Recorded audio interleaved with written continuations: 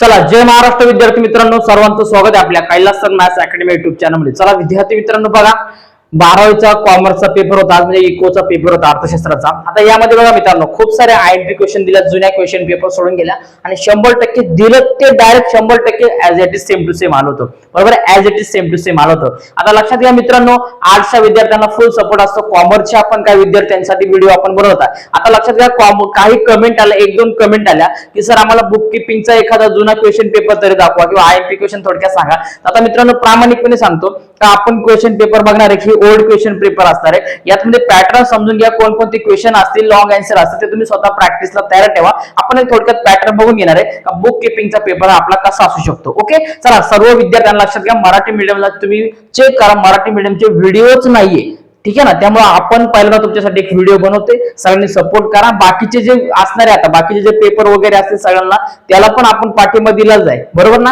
त्यामुळे एक सबस्क्राईब तर बनताय बाय। ओके, चला आपण बघणार आता मित्रांनो, बघा का बुक किपिंगचा पेपर आपण हा 2025 आहे। ओके, मागच्या वर्षीचा पेपर आहे आपला, ठीक आहे ना। आता लक्षात घ्या, बोर्डाच्या नियमानुसार जर तुम्ही ऍटलिस्ट, ठीक आहे ना, म्हणजे 2025 किंवा 24 किंवा 23 या 3 वर्षापैकी 2 जरी क्वेश्चन पेपर सोडला ना तरी तुम्हाला इतर गोष्टीचा अभ्यास करायची गरज नाही। मी तुम्हाला 100% सांगतो, तुम्ही पास पण असणार आणि मोर दॅन पर्सेंटेज तुमचे अपेक्षित असणार, म्हणजे काय का तुम्ही चांगल्या रँकला देखील तुमचा नंबर येऊ शकतो, बरोबर आहे? म्हणजे तुम्हाला पीआयक्यू सिरीज ह्या सोडणं खूप गरजेचं असतं। ओके, चला आता मित्रांनो सुरुवात करतोय आपण बुक किपिंगच्या या आपल्या व्हिडिओला। बघा आता पहिला क्वेश्चन तुम्हाला असतो का योग्य पर्याय निवडा, म्हणजे तुम्हाला काय करायचं का 4 पर्यायापैकी एक पर्याय निवडा असं बघा, ठीक आहे। पहिलं उदाहरण बघूया आता, योग्य पर्यायाची निवड करून विधाने पुन्हा लिहा, एकूण 5 मार्क 5 असतात। पहिलं बघा, टिंब ही अदृश्य संपत्ती आहे, तर ही खाती संपत्ती असते। काय असते? खाती संपत्ती असते। पर्याय क्रमांक 1, आता स्कंद दिले, उपस्कर दिले, रोख दिले, पण ही खाती संपत्ती असते। नफा न कमवणाऱ्या संस्थेच्या खात्यासाठी उत्पन्नाचा खर्चावरील अधिक्यास असे म्हणतात, काय? तूट, नफा, तोटा वाढावा, तर याला वाढावा असे म्हटलं जातं। जर याच्यामध्ये जर माझ्याकडून जर काही आन्सर थोडेसे तुम्हाला वाटलं का मिस्टेक झाली किंवा वेगळा पर्याय होता तर मला कमेंट करा, आय विल इम्प्रूव्ह देईल, मी त्याच्यामध्ये सुधारणा करायचा नक्की प्रयत्न करेल। ओके, पुढे बघा मित्रांनो, संपत्तीच्या मूल्यात घट होते तेव्हा नफा तोटा समायोजन खाते डॅश डॅश केले जाते, तर तेव्हा काय करतात का जमा नाही करत, समान पण नसते, अधिक नसते, ते डेबिटेड केले जातात। डेबिटेड म्हणजे काय? तर नावे केले जातात। पुढे बघा, विसर्जन खर्च हा डॅश डॅश खात्याला जमा केला जातो, तो म्हणजे रोखीकरण, भांडवल, कर्ज, रोख, बँक, तर हा कोणत्या खात्याला जमा करतात? तर रोख बँक, बरोबर, रोख किंवा बँक खात्याला जमा केला जातो। ओके, चलो पुढे बघा, नोंदणी अधिकारी हा आवडता पृष्ठांक किती? आता सरकारी अधिकारी, तर हा सरकारी अधिकारी असतो। काय असं? नोंदणी अधिकारी हा, लक्षात घ्या का हा सरकारी अधिकारी असतो।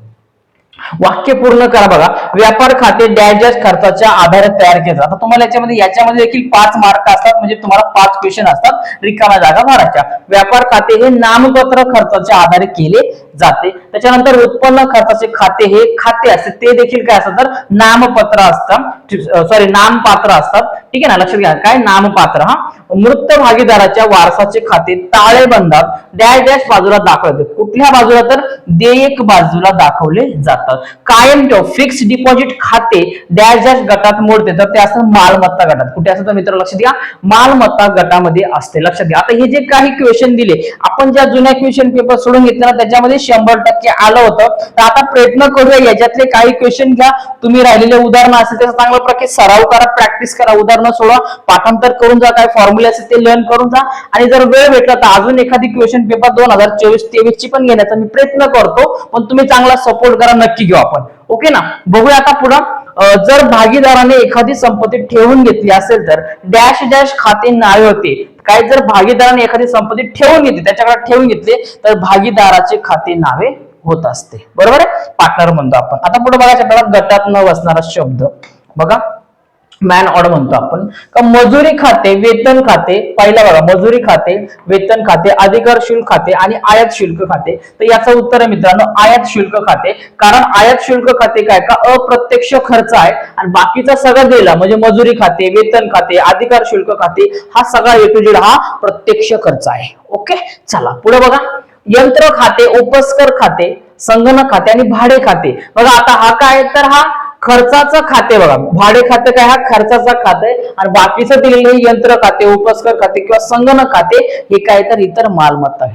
बरोबर. इतर ह्या बाकीच्या काय का हा मालमत्ता आहे. ठीक आहे. पण बघा सामान्य निधी खाते, धनको खाते, यंत्र खाते आणि भांडवल खाते. तर याच्यामध्ये काय असणार तर हा यंत्र खाते असणार आहे. बरोबर. काय असणार आहे यंत्र खाते असणार आहे. म्हणजे काय हा का दिलेला हा मालमत्ता दिलेला आहे. बरोबर. आणि हे बाकीचं काय तर हे खर्चाचे खाते. पुढे बघा नोंदणी अधिकारी आहर्ता आहारी आदाता. तर नोंदणी अधिकारी हा काय असतो सरकारी अधिकारी असतो आणि बाकीचे दिलेले काय आपण याच्यामध्ये म्हणतो का एक इतर गोष्टी म्हणता येईल आपल्याला त्याच्यामधले ते असतात. ठीक आहे ना. म्हणजे काय आपण एक प्रायव्हेटली म्हणतो का प्रायव्हेटली त्याच्यामधले एखादे असतात. पुढे बघा दर्शनी मूल्यावर, आधी मूल्यावर, कसरीवर आणि कर्जावर. बरोबर आहे. काय आता याचं उत्तर असणार आहे कर्जावर असणार आहे. कारण लक्षात घ्या हा कर्ज आपण घेतला तो आणि बाकीचे हे दर्शनी मूल्य, आधी मूल्य आणि कसरीवर हे काय तर हे इतर सर्व शेअर आहेत. इतर हे काय तर हे सगळे शेअर आहेत. ओके ना. लक्षात घ्या. ठीक आहे. पुढे बघा मित्रांनो खालील विधानांशी आपण सहमत आहात की नाही ते सांगायचे तुम्हाला. पहिलं बघा दिले भागीदारी संस्था ही व्यापारी संस्था ही. बरोबर आहे. काय भागीदारी संस्था ही व्यापारी संस्था असते. त्याच्यामुळे आपण याच्यामध्ये काय म्हणू शकतो का आपण सहमत आहे. पुढे बघा नफा न मिळवणे हा नफा न कमवणाऱ्या संस्थेचा हेतू होईल. काय का नफा न मिळवणे हा नफा न कमवणाऱ्या संस्थेचा हेतू आहे. बरोबर आहे. याच्या पण देखील आपण सहमत आहे. का आहे कारण काही अशा संस्था असतात का प्रत्येक गोष्ट त्यांच्यामध्ये ठरलेला असतो नफा मिळवायचाच असं नाहीये. बरोबर ना. काही नफा भेटलाच पाहिजे नाही पण आपली संस्था चालली पाहिजे. कोण समाजसेवा करते काही इकडे तिकडे आपण एखादा फंड आपण म्हणतो का ट्रान्सफर करते गरिबांना मदत करते त्यांचा अर्थ असा असतो का आपण फायदा नाही झाला पाहिजे पण आपली संस्था चालू राहिली पाहिजे. म्हणजे काय नफा न मिळवणे हा नफा कमवणाऱ्या संस्थेचा हेतू याला आपण काय सहमत आहे. पुढे बघा निवृत्ती भागीदाराला व्यवसायातून बाहेर जाणारा भागीदार आउट गोईंग पार्टनर असेही म्हणतात. बरोबर आहे. काय का निवृत्त भागीदार निवृत्त आपण कधी म्हणतो का एखादा सोडून झाले त्याची सेवा संपली म्हणजे काय एखादा भागीदार पार्टनर हा एका दुसरीकडून निघून जातो किंवा त्याचं कामकाज सोडून जातं त्याला काय म्हणतात तर आउट गोईंग पार्टनर म्हणजे काय त्याला निवृत्ती भागीदार असे म्हणतात. हे आपण याला सहमत आहे असं म्हणतो. पुढे बघा नवीन भागीदाराच्या प्रवेशाच्या वेळी लाभाचे प्रमाण काढण्यात. येस बरोबर आहे. काय का नवीन पार्टनर जॉईन झाला नवीन भागीदार जॉईन झाला तर त्यावेळी असं ठरवतात का त्याला किती लाभ होणार आहे किती नफा होणार आहे प्रॉफिट काय होणार आहे हे काढलं म्हणून याला आपण काय म्हणू शकतो मित्रांनो तर याच्या सोबत देखील आपण काय सहमत आहोत. ओके ना सहमत आहोत. पण बघा वित्तीय विवरणात केवळ ताळेबंदाचा समावेश नाही. काय वित्तीय विवरणामध्ये केवळ ताळेबंदाचा नाही तर त्याच्यामध्ये इतर विवरणही असतात का त्याचा समावेश होतो म्हणून याच्यासोबत आपण म्हणणार आहे का असहमत आहोत. ठीक आहे. याच्यामध्ये असताना का वित्तीय विवरणात ताळेबंद आणि इतर विवरणाचा समावेश असतो तर आपण म्हणू शकलो असतो का आपण सहमत आहोत परंतु वित्तीय विवरणात केवळ ताळेबंदाचा समावेश दिलाय म्हणून हे आपण असहमत आहोत कारण त्याच्यामध्ये इतर विवरणही काय त्याच्यामध्ये समाविष्ट असतात. ओके. पुढे बघा आता बघा ताळेबंद दिलेला आहे. याच्यामध्ये दीपक अभिषेक भागीदार तिनासे एक प्रमाणात नफा तोटा विभागून घेणारे भागीदार आहेत. 31 मार्च 2019 रोजी यांचा ताळेबंद खाली प्रमाण दिले. आता हे सगळं ताळेबंद तुम्हाला सोडायचे स्क्रीनशॉट काढून घ्या. याची उत्तर चांगल्या प्रकारे सोडण्याचा प्रयत्न करा. मला जर वेळ भेटला तर मी नक्कीच काम करतो का याच्यावरती एखादा व्हिडिओ बनवण्याचा प्रयत्न करतो. याला कसं सॉल्व्ह करायचंय याच्यावरती 100% मी बनवण्याचा प्रयत्न करतो. तुम्ही कमेंट करा थोडासा वेळ काढू पण बघूया. आता तेवढा वेळ नाही आता बरोबर आहे पण ही एक नमुना क्वेश्चन पेपर तुमच्या समोर सादर केले मित्रांनो. ओके. स्क्रीनशॉट काढून घ्या आणि क्वेश्चनला टिक मार्क करून घ्या आणि याला सोडण्याचा प्रयत्न करा. पुढचाही बघा सर्व भागीदारांचे भांडवल खाते दिले नफा तोटा दिलाय हा एक ताळेबंद तुम्हाला दिलेला आहे. याला देखील तुम्ही समजून घ्या किंवा याचा स्क्रीनशॉट काढून सॉल्व्ह करायचा प्रयत्न करा. पुढे बघा मित्रांनो हा एक बघा दिलाय पुन्हा एकदा ताळेबंद दिलाय वरती दिलेली क्वेश्चन्स आहे यालाही तुम्ही सॉल्व्ह करायचा प्रयत्न करा. स्क्रीनशॉट काढून घ्या. ओके.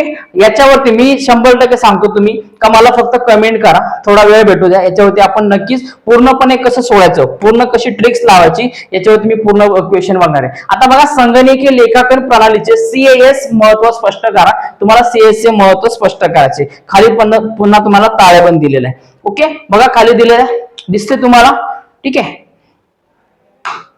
चला पुढे बघा आता खालील माहितीवरून चल अनुपाताची गणना करा दिलेली तुम्हाला एकूण संपत्ती दिली स्थिर संपत्ती या सगळ्यांवरती मी ताळेबंदाचा प्रकारामध्ये तुम्हाला सगळ्यावरती प्रयत्न करणार आहे का व्हिडिओ बनवायचा आपला असणार आहे. पण तुम्ही सध्या प्रॅक्टिसला ठेवा याच्यामध्ये चांगला असं करा चांगल्या प्रकारे प्रयत्न करा. जुन्या क्वेश्चन पेपर अजून मी कलेक्ट करतो त्यातून कशा प्रकारे कोणकोणते क्वेश्चन रिपीट जाते हे बघूया आणि त्यातून आपण जाऊया जेणेकरून चांगले मार्क मिळतील. पण ऍटलीस्ट आपण म्हणतो का फुल न फुलाची पाकळी आपल्या विद्यार्थ्यांसाठी हे क्वेश्चन असणारे जुने कारण बोर्डाच्या नियमानुसार आपण सांगत असतो का बोर्डाचा नियमच सांगतो आपल्याला का जे जुने क्वेश्चन पेपर झाले असतात त्याच्यात 100% हे काय का 100% 60 ते 70% म्हणतो आपण. बरोबर आहे. ही क्वेश्चन त्याचे रिपीट होत असतात.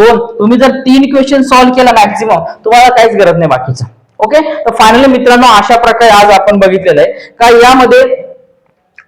यामध्ये आपण म्हणतो की बुक किपिंगचा पेपर हा मराठी मीडियमचा कसा असू शकतो किंवा झालेले ओल्ड क्वेश्चन पेपरचा पॅटर्न कसा होता, 2025 चे क्वेश्चन पेपर आहे, एक प्रॅक्टिस साठी तुमच्या सोबत ठेवा. ओके, बाकीचे आता जे आर्ट्सचे विद्यार्थी आहेत सहकार वगैरे हिस्ट्री जिओग्राफी त्याचंही मी क्वेश्चन पेपर लवकरात लवकर मोस्ट IMP 100% येणारे क्वेश्चन पेपर साठी आता माझा सर्च चालली आहे, थोडा अभ्यास करतोय, थोडे कोणते क्वेश्चन रिपीट झाले ती पूर्ण सर्च करून तुमच्या समोर क्वेश्चन पेपर सादर करणार आणि त्याची उत्तरं तुम्हाला सांगणार. ओके, चला भेटूया मित्रांनो पुढच्या व्हिडिओमध्ये.